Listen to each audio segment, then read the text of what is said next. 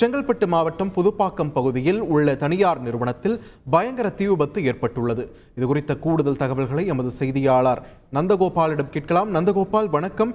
இந்த தீ விபத்து நடந்திருக்கக்கூடிய நிலையில் அந்த நிறுவனத்தில் பணிபுரிபவர்களுடைய நிலை என்ன? அனைவருடைய பாதுகாப்பும் உறுதி செய்யப்பட்டிருக்கிறதா? தீயை அணைப்பதற்கு என்ன நடவடிக்கை எடுக்கப்பட்டு வருகிறது? விரிவான தகவல்கள் நந்தகோபால். வணக்கம். அதாவது செங்கல்பட்டு மாவட்டம் புதுப்பாக்கம் பகுதியில தனியார் நிறுவனத்துல திடீரென்று இந்த ஃபயர் ஏற்பட்டுள்ளது. இதுல காலையில் பணியில் சென்றவர்கள், அப்புறம் மதிய பணியில் சென்றவர்கள், ஜெனரல் சிட்டி என ஒரு 500க்கும் மேற்பட்டவர் அந்த உண்மையில பணியாற்றி வருகின்றனர். இன்று மாலை ஒரு 3 மணி அளவில் இந்த வெல்டிங் கோளாறுனால அதுல ஃபயர் ஏற்பட்டதாக சொல்லப்படுகிறது. இதனால அந்த கம்பெனி முழுவதும் பெரும் தீ விபத்தாக மாறியது. இதுல ஒரு 500க்கும் மேற்பட்ட தொழிலாளர்கள் அந்த தீயில் சிக்கன கூடப்படுது.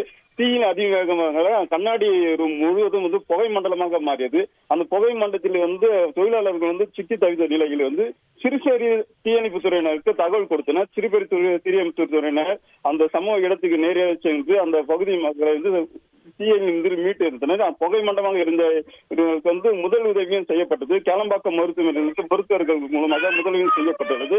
தற்போது அந்த பகுதியில் அந்த கண்ணாடி பில்டிங்களை உடைத்து எறிந்து அந்த பகுதியிலிருந்து மக்களை மீட்கும் காட்சி நம்மால் காண முடிந்தது.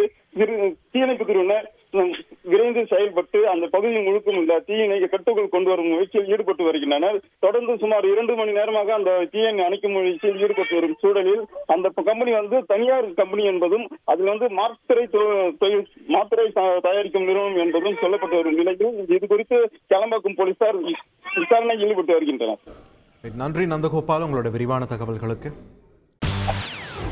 செய்திகளை உடனுக்குடன் தெரிந்து கொள்ள உடனே சப்ஸ்கிரைப் பண்ணுங்க.